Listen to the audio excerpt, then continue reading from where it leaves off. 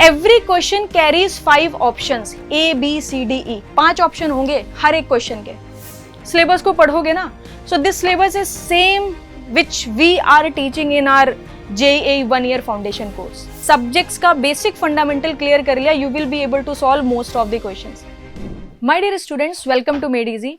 RSSB JEE की vacancies already out हो चुकी हैं, इसी के साथ साथ रजिस्ट्रेशन भी स्टार्ट हो चुके हैं and the tentative month of examination is February. So this is very good opportunity for the degree students as well as for the diploma student. आज के सेशन में मैं थोड़ा नोटिफिकेशन के बारे में बात करूंगी। बहुत सारे ऐसे पॉइंटर्स हैं जो जनरली जब आप नोटिफिकेशन रीड करते हो तो मिस कर देते हो, तो वो क्लैरिटी आपको मिल जाएगी, सिलेबस की क्लैरिटी आपको मिल जाएगी। और इसी के साथ साथ जो लास्ट एग्जाम हुआ था, पेपर एनालिसिस हम बेसिकली यहाँ पर करने वाले हैं कि किस लेवल के किस तरीके के क्वेश्चंस आपसे पूछे जाने वाले हैं। Along with that I am going to suggest you the good practice books जो आप फॉलो कर सकते हैं फॉर दिस पर्टिकुलर एग्जामिनेशन। अगर आपने इस एग्जाम की तैयारी नहीं भी करी है, still you have decent time, approximately 5 months आपके पास हैं। और किसी भी जेई के एग्जाम के सिलेबस को कंप्लीट करने के लिए अगर आप कॉम्प्रहेंसिवली कंप्लीट कर रहे हो, I am not talking about the crash courses, the practice batches and the quick revision, I am talking about the comprehensive coverage, तब भी आप आसानी से 5 महीने में सिलेबस कंप्लीट कर सकते हैं। टेक्निकल भी इसमें पूछा जाने वाला है और इसी के साथ साथ नॉन टेक्निकल भी आपको देखने को मिल रहा है। ठीक है, तो यहाँ पर टोटल 3 डिपार्टमेंट्स आपको देखने को मिल रहे हैं।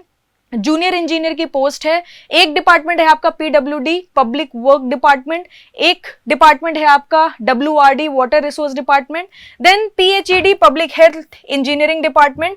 अब आप देखोगे तो PWD में 393 पोस्ट है, WRD में 251 पोस्ट है, 230 पोस्ट आपको PHED में देखने को मिल रही है। 16 अगस्त को नोटिफिकेशन आ गया था, आपके पास डिटेल्स भी आ गई होंगी because we are covering the notification into the job box series. इसी के साथ साथ 14 सितंबर तक विंडो आपकी ओपन है। टेंटेटिव मंथ उन्होंने मेंशन कर दिया है, February आपको देखने को मिलेगा और पे स्केल भी अच्छा है, लेवल 10 का पे आपको यहां पर देखने को मिलेगा। तो जो राजस्थान के स्टूडेंट हैं उनके लिए तो ये गोल्डन अपॉर्चुनिटी है कि आप अपने स्टेट में रह के जूनियर इंजीनियर बन सकते हैं और नंबर ऑफ पोस्ट भी काफी अच्छी आपको देखने को मिल रही है। 874 टोटल पोस्ट यहां पर आपको देखने को मिल रही है। ठीक है, इसके बाद अगर हम थोड़ा आगे डिस्कस करें, टोटल पोस्ट जैसे कि मैंने आपको बताया 874, डिग्री और डिप्लोमा की जो पोस्ट हैं वो डिवाइडेड है। 470 पोस्ट डिग्री होल्डर्स के लिए है, इसी के साथ साथ 404 पोस्ट जो है वो डिप्लोमा होल्डर्स के लिए यहाँ पर असाइन करी गई है। ठीक है, और एक चीज अगर आप देखोगे तो मेनली इस पर्टिकुलर नोटिफिकेशन में सिविल इंजीनियरिंग की वैकेंसीज आपको देखने को मिलेंगी। 874 पोस्ट में 842 पोस्ट जो है वो डेडिकेटेड है सिर्फ और सिर्फ सिविल इंजीनियरिंग एस्पिरेंट्स के लिए। तो भाई सिविल इंजीनियरिंग स्टूडेंट्स जो हैं, आप जब प्रिपरेशन स्टार्ट करोगे तो आपके लिए मल्टीपल अपॉर्चुनिटीज हैं। RSSB से भी आपको देखने को मिल रही है, इसी के साथ साथ RRB JEE का भी नोटिफिकेशन आ चुका है। SSC JEE में भी सिविल की थाउजेंड्स ऑफ वैकेंसीज अप्रोक्सीमेटली होती हैं, more than 1000 vacancies I can say. तो आपके लिए गोल्डन अपॉर्चुनिटी है। तो अगर आप देखोगे तो टोटल में 96% ऑफ द पोस्ट जो है वो सिविल के लिए है। मैकेनिकल इलेक्ट्रिकल कंबाइन अगर आप करोगे तो टोटल 32 पोस्ट आपको यहां पर देखने को मिलती है। ठीक है, इंपॉर्टेंट डेट जैसे कि मैंने आपको ऑलरेडी बता दी है, करेक्शन विंडो +3 डेज में आपको देखने को मिलेगी। जनवरी में विड्रॉल विंडो है, February में आपका एग्जामिनेशन यहाँ पर आपको देखने को मिलने वाला है। These are the fees for a different category. Registration fee यहाँ पर आपको देखने को मिलने वाली है। ठीक है, इसी के साथ साथ अगर मैं डिग्री होल्डर्स की बात करूं तो डिग्री होल्डर्स में जैसे मैंने आपको बताया टोटल 470 पोस्ट है। This is the department wise categorisation के PWD में अगर आप देखोगे 351 है, WRD में 72 है, PHED में 47 है। ठीक है, एंड अगर आप कैटेगरी वाइज देखोगे so this is the distribution on the basis of category. जैसे जनरल में 213 वैकेंसीज हैं, फिर OBC में 65, SC में 59, ST में 56, इस तरीके से टोटल कैटेगरी वाइज भी डिस्ट्रीब्यूशन यहाँ पर किया गया है। ठीक है, आगे अगर हम यहाँ पे डिप्लोमा होल्डर्स के लिए बात करें तो डिप्लोमा होल्डर्स के लिए जो वैकेंसीज हैं PWD में 42 है, WRD में 179 है, PHED में 151 है, PHED JEE मैकेनिकल इलेक्ट्रिकल अगर आप देखोगे तो 32 पोस्ट आपको देखने को मिल रही है, जिस हिसाब से टोटल 404 वैकेंसीज हैं। And this is the category wise distribution कि भाई जनरल में कितनी है, OBC में कितनी है, SC में कितनी है। तो होपफुली ये सारी चीजें आपने अच्छे से चेक कर ली होंगी। एलिजिबिलिटी क्राइटेरिया की बात करूं तो जूनियर इंजीनियर सिविल जो डिग्री पोस्ट है उसमें आपके पास डिग्री होनी चाहिए। एक चीज यहाँ पर और डेडिकेटेडली मेंशन करी गई है, जनरली स्टूडेंट पूछते हैं ना कि इस पर्टिकुलर एग्जाम में क्या फाइनल ईयर स्टूडेंट्स एलिजिबल हैं, तो यहाँ पर एक क्लियर क्राइटेरिया दिया गया है, you may apply while appearing in the final year of qualifying course but exam से पहले डिग्री कंप्लीट हो जानी चाहिए। जैसे कि टेंटेटिव मंथ फरवरी दिया है ना, तो फरवरी से पहले पहले आपका अगर डिग्री कंप्लीट हो जा रही है देन यू आर एलिजिबल। अगर आपकी डिग्री फरवरी के बाद कंप्लीट हो रही है then you are not eligible. तो कितना सिंपल क्राइटेरिया है, नाउ यू कैन कैलकुलेट कि भाई आपका कब कंप्लीट हो रहा है पूरा कोर्स, उसी के हिसाब से आप अपनी एलिजिबिलिटी चेक कर सकते हैं। ठीक है, तो जेई सिविल डिग्री स्टूडेंट्स के लिए अगर हम बात करें तो डिग्री होना जरूरी है। जेई सिविल अगर हम डिप्लोमा स्टूडेंट्स की बात करें तो diploma in civil engineering from the recognised institute यहाँ पर चाहिए।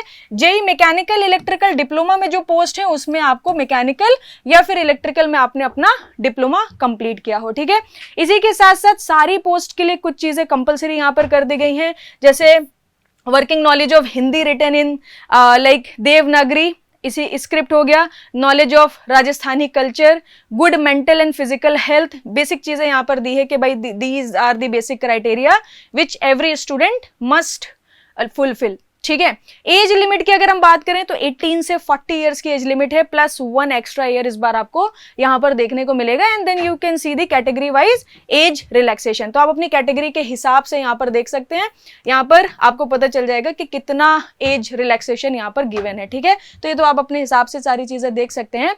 आई am going to talk about the exam pattern. जैसे कि मैंने आपको बताया टेक प्लस नॉन टेक है। नॉन टेक की अगर हम बात करूं तो non tech is dedicated for the Rajasthan. ठीक है, यहां पर जनरल नॉलेज है, history, art and culture, literature, tradition and heritage of Rajasthan हो गया, ज्योग्राफी ऑफ राजस्थान हो गया, पॉलिटिकल एंड एडमिनिस्ट्रेटिव सर्विस, मतलब आपको Rajasthan specific non technical portion तैयार करना पड़ेगा।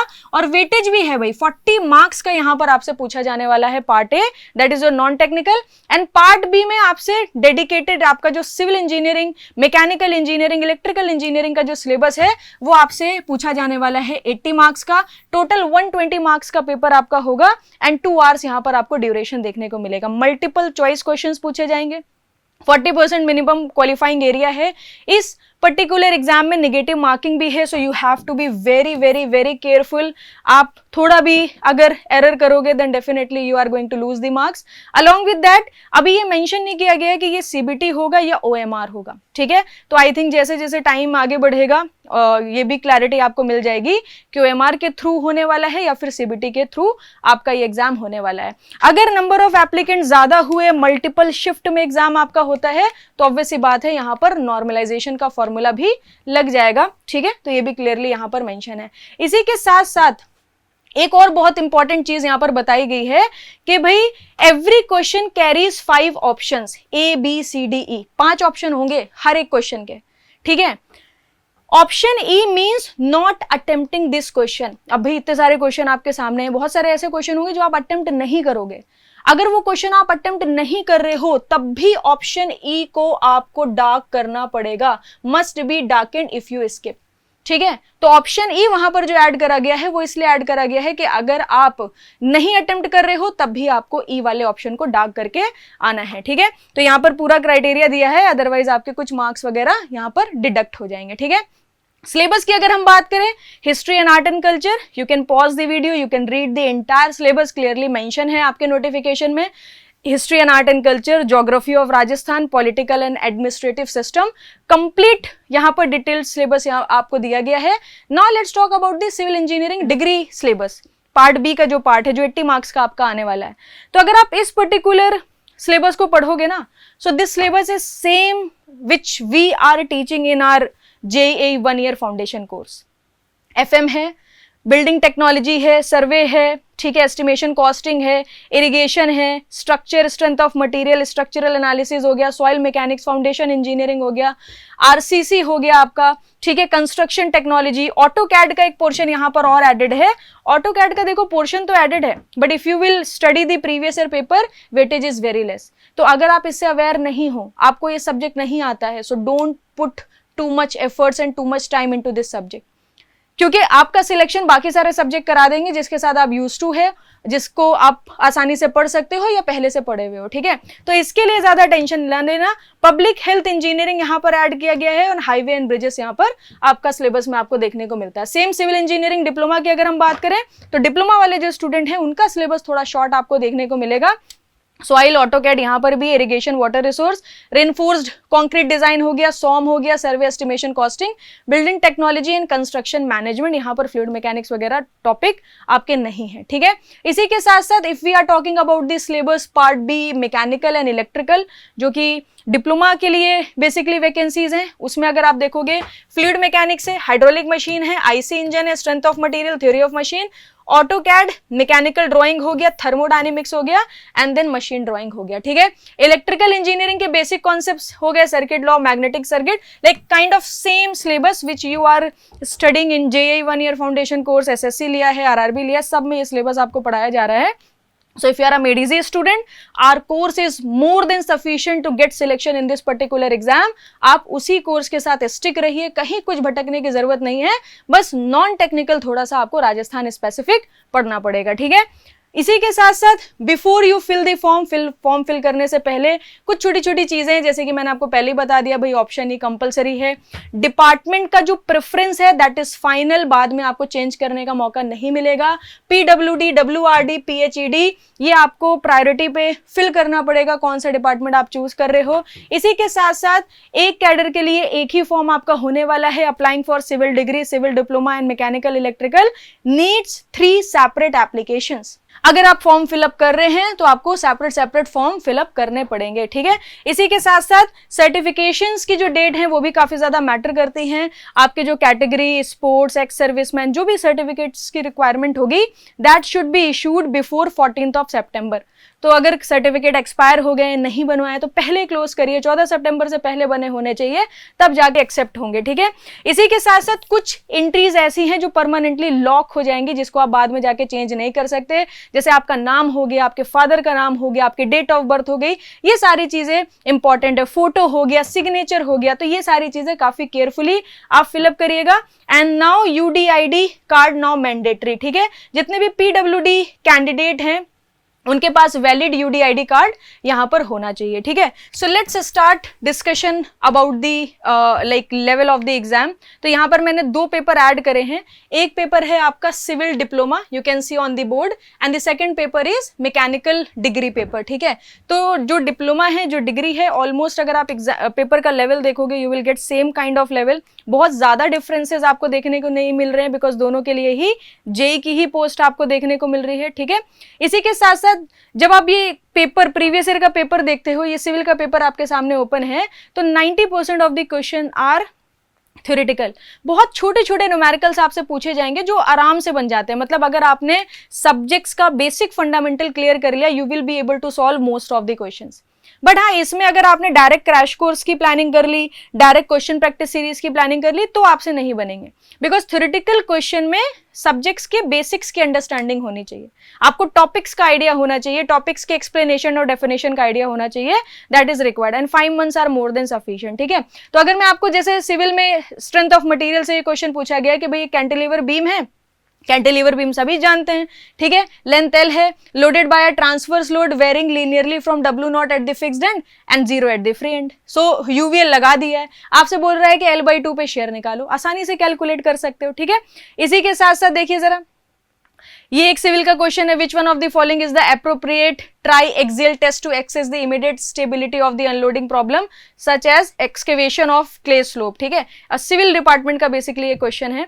You can see some more questions. ये डिप्लोमा का पेपर है, अगर आप डिग्री का देखोगे मोर और लेस सेम क्वेश्चन आपको देखने को मिलेंगे, same level of question basically, and Hindi English दोनों में ही क्वेश्चन यहां पर क्लियरली मेंशन्ड है, ठीक है। अगर मैं आपको मैकेनिकल का पेपर दिखाऊं, जो डिग्री वाले जो स्टूडेंट्स है, जो उनसे पूछा गया है, वो भी आप देख लो एक बार, यू कैन सी, ठीक है। ये नॉन टेक्निकल कुछ क्वेश्चंस हैं इसमें। Now let me show you some technical questions as well. जैसे कि यहाँ पर पूछ लिया, velocity gradient in the transverse direction for a fluid flow equal to strain at that point, pressure gradient, rate of shear strain, ठीक है। The shear stress at that point, question not attempted, जैसे कि E option यहाँ पर आपको दिया है, ठीक है। तो आप ऑलरेडी फ्लूइड फ्लो में पढ़ते हो, velocity gradient and rate of shear strain का आपको रिलेशन भी पढ़ाया जाता है, तो उससे आसानी से ये क्वेश्चन आपका बन जाएगा, ठीक है। इसके बाद आप यहाँ पर देख सकते हो maximum bending moment, simply supported beam दे दी, मैंने बोला ना बहुत छोटे क्वेश्चन है, ये वो क्वेश्चन है जब आपको क्लास में पढ़ाया जा रहा होता है ना, वहीं ये सारे क्वेश्चन आपसे बनने लगते हैं। तो सिंपली सपोर्टेड बीम है जिसकी लेंथ L है, मैक्सिमम बेंडिंग मोमेंट आपको निकालना है, P लोड मिड पॉइंट पर एक्ट कर रहा है, कितना इजी है, मैक्सिमम बेंडिंग मोमेंट, ये तो याद हो जाता है डेटा सारा, ठीक है। इसी के साथ साथ और कुछ क्वेश्चंस मैं आपको दिखा देती हूँ। तो लेवल बहुत इजी है, ऐसा नहीं है कि कुछ बहुत टफ आपसे यहाँ पर पूछा जा रहा है। देखो volumetric efficiency of the compressor depend on clearance volume दे दिया, प्रेशर रेशियो दे दिया, इंडेक्स ऑफ कंप्रेशन दे दिया, choose the most appropriate answer, multiple combination दे दिया है, आपको फॉर्मूला याद होना चाहिए 1 + c - c P2/P1 की होल पावर 1/n, पढ़ाया जाता है आपको कंप्रेशर में, ठीक है ना। आप आसानी से बता सकते हो किस पे क्या क्या डिपेंडेंसी है।